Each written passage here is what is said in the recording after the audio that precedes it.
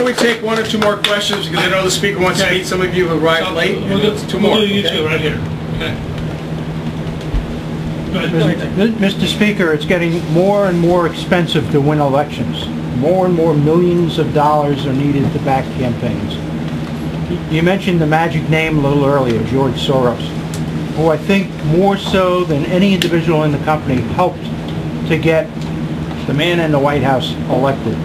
How do we combat people with that kind of money who are going to spend as much as they can to give this man a second term? Well, I actually believe almost all of the campaign reform laws have been counterproductive.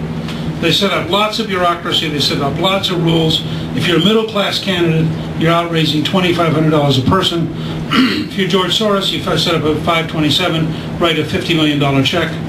You know, I believe, if you believe in freedom, we would be better off to have a very simple law. Any American can give any amount of after-tax income they want to, as long as it's reported every night on the internet. The reason I like that is, there are plenty of people who'd like to match Soros.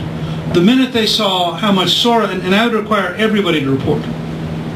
Okay, so the minute they saw Soros was giving money, you'd have thousands of people go, got it, I must be on this team. And people could give what they wanted to. My experience as a candidate is, if you stand for strong positions, people come to you. You can find the resources. It's also my experience as a candidate, and we saw it happen last year in a couple of places, where people spent a huge amount of personal money and lost. But the fact is, in the end, the American people are pretty smart. I believe it will take about 1/4 or 1/5 of the Obama campaign budget to beat him. Because I believe you can't prop up a big lie campaign.